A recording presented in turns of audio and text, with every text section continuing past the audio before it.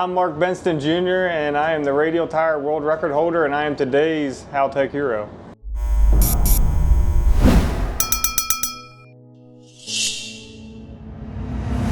I grew up as in a family. My dad was building racing engines, so I was a little boy, 5, 6, 7 years old, running around in the yard racing go-karts. Where my dad kind of started racing, and he got into doing engines and building stuff on his own. I just pretty much grew up around that my whole life. Got into racing junior dragsters and did that on and off all the way up till I was 18 years old. And from there, I did a little bracket racing in one of his Oldsmobiles that he had when I was about 19, 20. And I've always been around the heads-up racing with Dale and Buck. Dad always built the motors and tuned the cars for them, and it was like a dream for me to be able to work on cars like that. A time come where Buck was ready to quit driving, and he said, we're either selling out or you're driving. I've had enough. So I was like, I guess I need to, if I'm gonna proceed with this, go ahead and step up. Hadn't been but 960s in the quarter mile up until that point, and I jumped in that car, and the third pass I made in it, I went 430s. So everything's just pretty much escalated from there. I ran that car for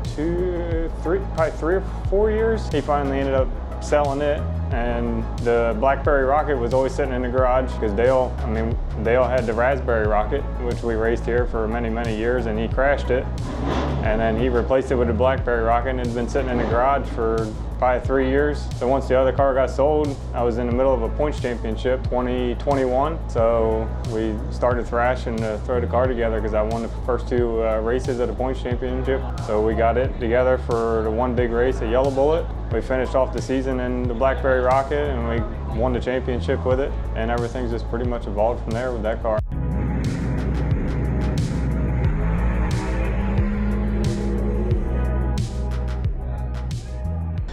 The engine has been around since 2004. Ironically, it got sold in the show mod and went to Alabama. They stripped the car to pieces. We ran the 481X in the Blackberry Rocket for a while. We realized it wasn't going to cut it, and we needed the old clunker back.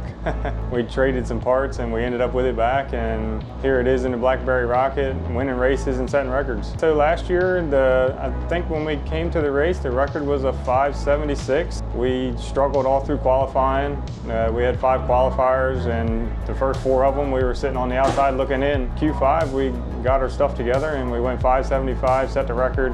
I think we qualified number 2 or 3 last year. I think round 1 we went a 581, won first round, which obviously wasn't a record, but from there on, 2nd, 3rd, 4th round, we reset the record every run, 573. 571.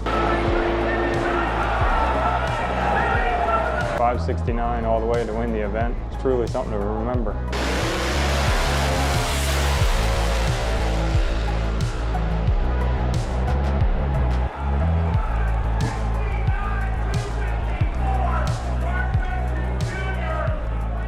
.569 to 254. Fastest radial tire car, fastest domestic car to participate ever in the World Cup Finals. Dad, I think he's been racing since 1990. He's still, oh gosh, he's got a 57 Chevy that he bought when he was 11 years old.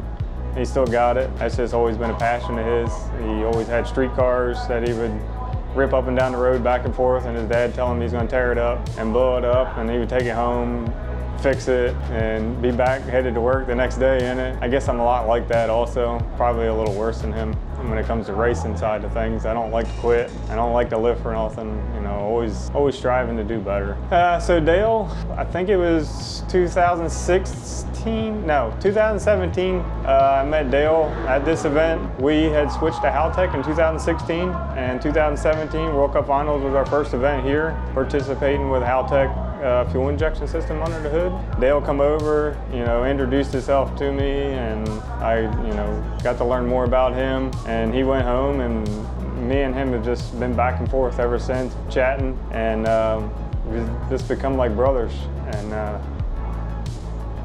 sure. So yeah, Dale and I have been very good friends for a long time. Anytime I've always had issues or I weren't smart enough to know what I was doing, how to set something up in the Haltech, I could always rely on him to help fix it, get me through, what I had going on, to the point now that he's flying over here on a regular basis and we get to race together a lot. It's been a lot of fun and a very new experience for us and a lot of my crew guys, and they enjoy having all the Australians over several times a year now. Currently have a Nexus R5 system in there, all the sensors, shock sensors, all the pressure sensors, ride height sensors, anything you can think of, I have it on the car. Dale is one of the ones that did the harness for the car. I got all the rotary knobs, everything that you can adjust the tune up on the fly, and we do it at just about every run. My dad comes over the radio, say, yep, track's good, you can leave the tune up alone or we can turn it up. All that stuff that makes life a lot easier. You don't have to always get a laptop out and make adjustments. You can just do it when you need it. I mean, everything in our car has been flawless. All the employees, everybody that works for Haltech has always been great to me, and couldn't do it without them. Yeah, so we got what we like to call a 588X big block Chevy under the hood. It's a cast block, cast head. The basis of the engine was built 20 years ago. Obviously it doesn't have 20-year-old parts inside of it, except for maybe some intake valves still. We run a Plasma Man intake, also something else built in Australia. Injectors from Plasma Man. We got a Liberty transmission with a 4-speed, quick drive, converter drive in the car. Everything's all controlled by Haltech, the shifter, all of our dump valves, our lockups. We have a lot of neat trick stuff that goes on in the car and kind of like to talk about, but some things I can't always give away. Last year winning the race was one thing.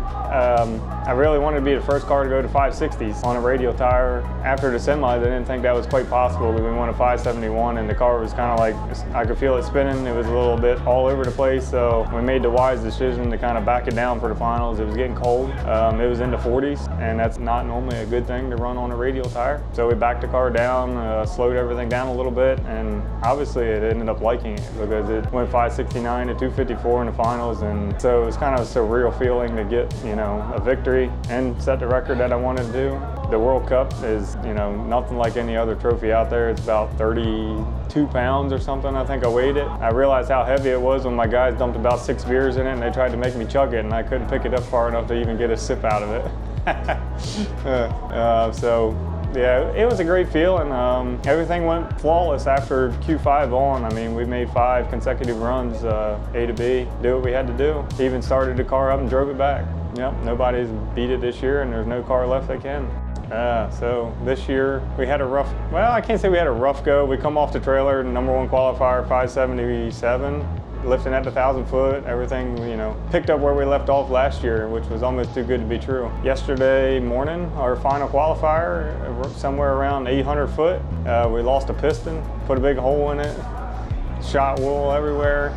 It was on a really good run. We were probably getting ready to reset our own record on that pass. Tore the motor all apart, and it was just not safe to fix to try to carry on for the rest of the event. So it's better off to go ahead and load the car up in one piece, put our tail between the legs and go home. Yeah, we'll be back next year, probably with the same old pile of junk to see if we can reset the record and win the race again. Hopefully next year we can have an extra bullet sitting in the trailer so we don't have to be sitting here talking while everybody else is racing, but we'll see how the off season goes.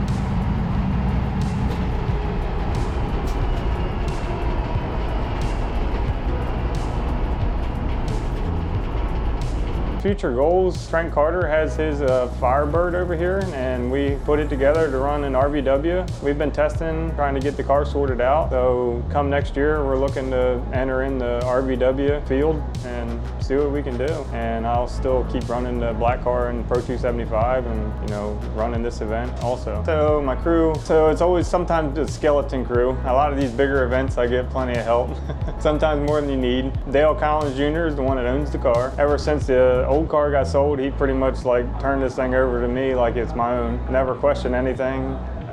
We've always got to do anything we needed to.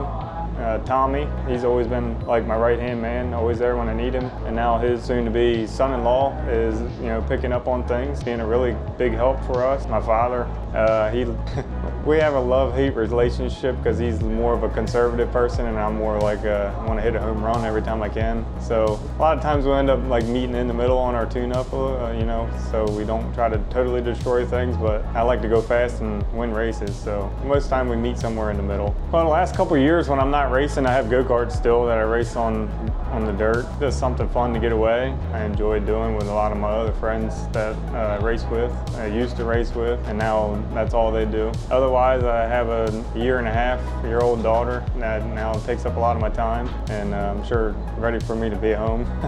But not a whole lot. Otherwise, tune race cars, for customers. Pretty much life revolves around racing.